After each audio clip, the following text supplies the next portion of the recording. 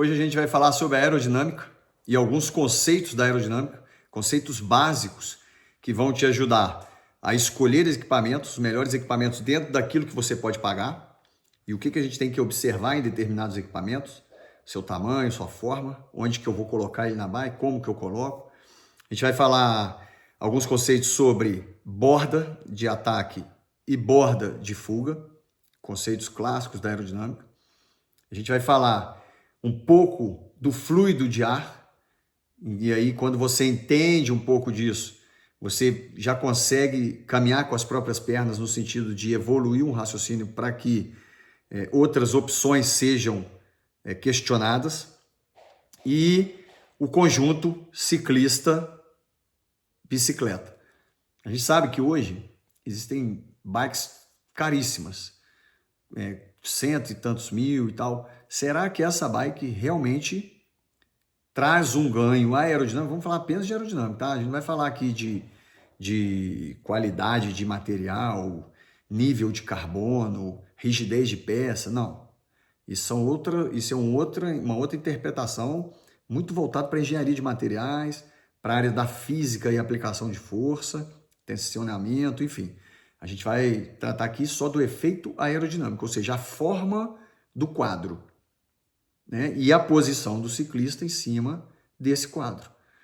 Existem algumas bicicletas, a bicicleta do triatlon, por si só, ela tem um seat tube mais agudizado, então em torno ali de 76 até algumas 85 graus.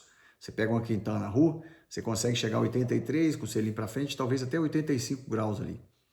E isso favorece uma posição mais atacada, ou seja, se a gente tentar entender ali que a projeção do movimento central,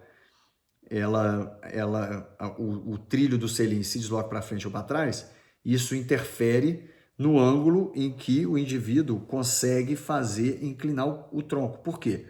Porque quanto mais para trás, pensa em uma bicicleta de ciclismo, onde o ângulo é de 72. Quanto mais para trás o indivíduo senta, se ele tem uma medida, um afastamento engessado, da onde ele põe os cotovelos, então ele não consegue abaixar muito. Por quê? Por causa do ângulo que a gente chama de ângulo Q, que é o ângulo do quadril, o ângulo formado entre o quadril, entre o tronco e o fêmur. Quando você tem esse movimento mais para frente, você consegue alcançar e ficar numa posição mais confortável. E com isso, tem outros impactos, questão de estabilidade e tal, que aí não é o que a gente vai entrar aqui. A gente está falando só de efeito aerodinâmico. Então, se eu pegar a bicicleta pura, hoje em dia, todas essas bicicletas que são construídas, a maioria delas seguem o mesmo raciocínio. A gente tem que diminuir a borda de ataque, ou seja, o conceito de borda de ataque é a parte da superfície que entra primeiro em contato com o fluido, no caso do ar. Então, se eu estou numa posição clipada, o que constitui borda de ataque? O meu capacete, a linha dos meus ombros, a minha mão, né, as minhas pernas, o guidão da bike, a roda da frente, tudo isso que recebe esse ar em deslocamento, a gente está perfurando o ar, a gente está atravessando ele, essa é a borda de ataque. E o que é a borda de fuga? É por onde o ar, é o último contato por onde o ar passa dentro da matéria, através da matéria, seja no nosso corpo, o fim do capacete, atrás do glúteo, ou atrás do garfo, ou atrás da canela, da perna aqui, do gastrocnêmio. Enfim, todas as superfícies que abandonam, onde o ar abandona, é considerado borda de fuga. E por que é importante a gente entender o efeito da borda de ataque e da borda de fuga? Porque a borda de ataque, ela pode organizar ou fazer com que o ar flua de uma forma mais fluida mesmo, de fato, assim, mais lisa, né? Se a gente traçar levar lá para a informática, ele vai rodar mais liso, com menos atrito. Por quê? Porque ela tem ou uma forma, ou um material, ou a combinação desses dois, que vai favorecer a passagem do ar. Então, esse coeficiente de arrasto, a gente já pode considerar ele como algo a ser trabalhado. Por isso que a gente raspa a perna, raspa o braço, né, coloca um capacete encerado, por causa disso. Outra ideia interessante é por o formato e o tamanho dos capacetes. Então, se eu tenho um capacete, minha cabeça é 57, sei lá. E aí, para mim, cabe o capacete M e o capacete G. Qual o capacete que eu vou escolher? Ah, vou escolher o M, porque ele tem uma menor massa. Tudo bem. Só que, em geral, dependendo da posição do indivíduo, é mais interessante que você tenha um capacete maior. Por quê? Porque se você tem uma boa posição aerodinâmica, o capacete tendo um tamanho maior, ele esconde o seu ombro. E os ombros, compõem essa borda de ataque e, com isso, eles corroboram para um maior arrasto. Porque eles são grandes. Ele tem, às vezes, um tamanho que, na multiplicação dos fatores, depois eu ponho a fórmula para vocês, a área é um deles. Ah, mas a área do capacete é maior. Só que a forma do capacete, apesar de ter uma área maior, contribui com a passagem do ar. O ombro não. O ombro ele tem um coeficiente de arrasto muito maior do que o capacete. Por isso que hoje existem até aqueles capacetes que parecem uma sainha assim, parece um cogumelinho, justamente para ele desviar o ar do ombro e fazer com que fique algo mais homogêneo, mais fluido. Você vê, tem outros capacetes que ficam grandão. Tem um da Jumbo Visma que ele é mais para frente, justamente que ele é grande e a forma dele é para que haja que por ele passe um vento organizado. Então, o capacete, o interessante é sempre escolher, sempre não, mas vamos lá. A gente está falando aqui de uma generalização. Um capacete de tamanho maior, por conta de tudo isso que eu falei. Agora, se eu quero comprar uma garrafa, qual é a melhor posição da garrafa? Se a gente vai falar de garrafa normal, a cilíndrica, a melhor posição para colocar uma garrafa cilíndrica é entre os braços. Por quê? Então, como eu falei, a borda de ataque é a nossa mão, então a gente está clipado aqui. O vento ele vem e passa. Quando ele passa pela mão, ele vem e ele não contorna exatamente o nosso braço e cai, não. Ele vai continuando, porque a gente está em deslocamento. Onde ele não alcança, onde o espaço entre ele se encontrar de novo ali, esse espaço do meio, então ele vem, contorna e faz uma espécie de gota. Uma espécie não, é uma gota. Tanto é que o líquido, como ele é moldável, quando você solta uma gota de chuva, por exemplo, lá da nuvem, ela vem caindo e a forma que o fluido encontra como melhor forma para perfurar o ar é a gota. Né? Na verdade, é o ar que modela a matéria. Não é a gota que encontra. Ela tenta escorrer pelo ar, só que o ar, na sua resistência, ele faz o formato, ele deforma aquela bola de água em uma gota. E ela vem caindo por causa da modulação do vento do ar sobre a matéria. No caso, H2O. E aí, o espaço como o nosso braço ele não se deforma com o vento, né, senão ele se adaptaria, ele é sólido, ele é firme, há uma área aqui que não é preenchida por nada, que na verdade é o que a gente chama de área de baixa pressão. Por que tem baixa pressão? Porque é vácuo. A gente está falando, eu estou hiperbolizando, eu estou exagerando. É lógico que tem ar ali, mas é uma quantidade de ar embaralhada e rarefeita. Porque a grande massa do ar, que é a gente tem o chamado de efeito de Bernoulli, que é o da dinâmica, isso aí é matéria de segundo grau, de física de segundo grau, é a dinâmica dos fluidos, ele gera ali uma área de baixa pressão. E tudo que eu coloco em áreas de baixa pressão tem pouco arrasto. Então, por exemplo, se eu tenho aqui, então você já pesca essa ideia, já tenho as minhas mãos, e eu sei que o vento vai passar aqui. Só que aqui eu tenho uma área de baixa pressão, porque o meu braço é sólido, o vento vai contornar aqui, vai embaralhar, mas tem um pedaço aqui que vai estar vai ser gerada, vai ser formada. E quanto mais rápido eu perfurar o vento, quanto maior for a minha velocidade, maior é essa área de baixa pressão. É lógico que existe um limite para isso, né? Senão a gente vai entrar aqui no que a gente chama de síndrome de progresso infinito, que é uma outra ideia. Mas ali é o melhor lugar para eu colocar a garrafa, porque ali eu tenho menos ar incidindo na garrafa. O mesmo acontece para trás do banco. Então, do selim. O segundo lugar melhor para eu pôr a garrafa é atrás do selim. Porque o meu corpo vai gerar também esse mesmo efeito de ar turbilhonado ali atrás, depois que ele abandona o corpo e o canote e as pernas em movimento, ele vai se encontrar, mas aquela lacuna, aquele espaço que fica ali, é uma área de baixa pressão. Então ali também é um bom lugar para pôr a garrafinha. São os dois melhores lugares. Depois a gente parte para o quadro, né? E ali no quadro, as garrafas, em geral, é interessante que a gente tenha uma garrafa não cilíndrica. Se a gente for na meticulosidade, no preciosismo, é legal que a gente tenha uma garrafa aero, porque ela acompanha a largura do quadro. Então, há pouco ganho de área para que gere arrasto ali. Então, esse coeficiente de arrasto que vai gerar a superfície afetada pelo ar depois que ele passa no quadro é menor em uma garrafa aero do que numa garrafa cilíndrica. Esse é o único motivo. Então, iria para as garrafas no quadro. E aí vai depender muito da forma do quadro para saber qual posição é melhor. Se é no seat tube ou se é no down tube. Né? No tubo que é apoiado o canote do selim, ou se é no tubo que liga o movimento central à espiga. Ali sim a gente vai ter um entendimento de que, dependendo da forma do quadro, qual é a melhor posição da garrafinha. Tá? Mas ali já é um preciosismo, vamos dizer assim.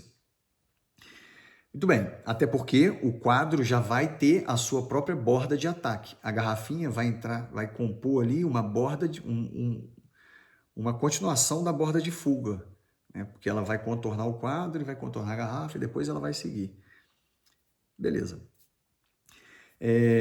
Entendendo esse conceito de borda de ataque, a gente vai partir para a borda de fuga. A borda de fuga, o objetivo principal que a gente tem que atentar para ela é que ela deixe o ar o mais organizado possível.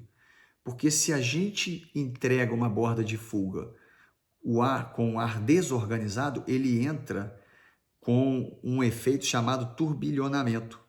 É o ar turbilhonado. Esse ar que sai de trás da borda de fuga são os vórtices que a gente chama. É aquele ar na aerodinâmica, é aqueles rococozinhos que a gente enxerga, porque o ar sai desorganizado. Imagina uma Kombi se deslocando muito rápido. A traseira da Kombi é uma reta. Então ali, a hora que o ar passa por ela, ele vai tentar contornar aquilo. Só que quando ele tenta contornar, ela já deslocou e ele tenta alcançar e ele é sugado, na verdade, também, por essa pressão negativa ou essa área de baixa pressão, o que gera os vórtices. E esse vórtice, ele tem um arrasto chamado arrasto de pressão, porque como ele não é fluido, ele tenta trazer, por essa pressão negativa, a matéria para trás. Porque a física newtoniana fala isso, as forças de ação e reação. Como eu tenho uma força indo para cá e eu tenho uma outra puxando para cá, que uma é a matéria se deslocando, a Kombi se deslocando, a gente se deslocando, a outra é o ar que não consegue acompanhar isso e gera uma pressão negativa tentando juntar as duas. Então essa força de pressão gera um arrasto para essa matéria, no caso para a gente. Então quando a gente consegue adotar um comportamento onde haja uma organização na borda de fuga, a gente diminui esse arrasto de pressão. Na Fórmula 1, é muito interessante vocês observarem os carros de Fórmula 1, tem o efeito solo e tal, mas eles têm embaixo ali várias aletas perpendiculares ao solo e paralelas entre si, que é chamado de difusor, justamente para organizar o vento e diminuir ou dirimir o efeito do vórtice, do ar turbilhonado. Para quê? Para que não exerça um arrasto de pressão ali e o carro se desloque com maior velocidade. Então, por isso que o capacete em gota, ele é sempre melhor, aerodinamicamente falando, mais eficiente do que o capacete sem gota. Então, existem alguns modelos que é um capacete mais cotozinho e tal, que serve justamente para pessoas que não têm uma disciplina corporal de permanecer numa posição mais concentrada, mais imutável, fica mexendo muito, bebendo, porque também realmente aquela cauda do capacete pode influenciar de outra forma, gerando mais arrasto e tal, do que esses dois capacetes comparados, o que não tem cauda com o que tem cauda. Quem não tem essa disciplina, o sem cauda é melhor. Quem tem a disciplina de ficar encaixadinho, o capacete em gota, que a gente fala, ou com cauda, ele é muito mais eficiente, muito mais aerodinâmico. Bom, então a gente falou de borda de ataque, borda de fuga, escolha de capacete, local para colocar as garrafinhas e o posicionamento do ciclista. Então, há um debate muito grande entre uma posição mais confortável e producente de força. Nisso se perde versus uma posição mais aerodinâmica. Quem tem mais posição aerodinâmica, o triatleta ou o ciclista de contrarrelógio? Depende. Por quê? Porque o ciclista de contrarrelógio ele tem que adotar posições amarradas em regras da UCI. Então, obrigatoriamente, ele tem que adotar aquela posição.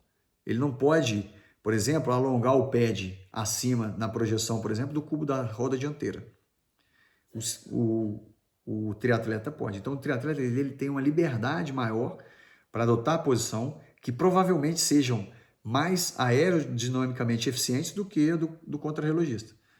E também ele busca outras coisas ali. Como ele vai ficar mais tempo, ele também busca um conforto maior, um ângulo que é mais obtuso. Então, ele trabalha com uma flexibilidade muito melhor do que o contrarrelogista, o ciclista de pista ou de contrarrelógio.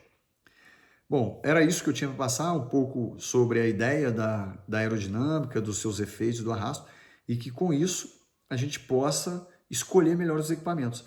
Eu vi o efeito da bola de golfe, lembrei de um agora, bacana. Eu não sei se vocês lembram, a Zip tinha isso, umas bolinhas assim no seu aro, alguns capacetes da Laser também acho que tinham umas bolas de golfe aqui na frente, justamente na borda de ataque, que seria ali a borda principal de contato com o ar, e aquelas bolas, elas servem justamente para criar um efeito estabilizador. Né? A bola de golfe, se ela não tivesse aquelas bolinhas, ela ia sair toda zaralhada assim, porque diferente, por exemplo, de um projetil da Idade Média, as balas de canhão da Idade Média, que a gente chamava de alma lisa, ela não tem uma raia dentro do tubo, então era uma bola esférica que era atirada e não se conseguia repetição de alvo. Então ele ia mais ou menos, foi mais para lá, levanta, mas às vezes ela caía menos, mais, porque ela não era estável no ar. Depois criou-se a alma, que a gente chama, que são sulcos dentro do tubo dos canhões, o que fez com que o projetil girasse e o seu efeito giroscópico ele causasse ali uma estabilidade e uma precisão maior, que é justamente o efeito das bolinhas da bola de golfe. Quando o atleta do golfe bate na bolinha, ela pode estar girando ou não, que aquelas micro buraquinhos, pequenos buraquinhos que faz, eles causam uma camada em volta da esfera com que organizam o ar independente da forma como ela é enfrentada. Ela é uma esfera, ela é totalmente simétrica, então independente se ela está girando ou parada, ela consegue um nível de estabilidade ótimo e com isso uma precisão melhor. Aqui no capacete, na bola e na raia, no aro da roda, é o mesmo princípio. Como ele tem os furos e eles estão em movimento, às vezes em movimento face ao ar, né? Porque a gente está deslocando, então é sempre o movimento do capacete no ar. Aquilo ali gera uma camada que organiza o ar para passar com mais facilidade, com menos arrasto, com menos coeficiente de arrasto. Bom, qualquer dúvida que vocês tenham, que eu souber e puder esclarecer, corroborar ou crítica, mandem aqui para a gente aprimorar, aprofundar e crescer dentro de uma divulgação de conhecimento que não custa nada e as pessoas às vezes podem, com o recurso que é caro para todo mundo, escolher melhores materiais ou que seja mais adequado para si. Beleza? Vem com a gente, acompanha nosso canal, curta, compartilhe, tem que pedir, né? E é isso. Um abraço, valeu.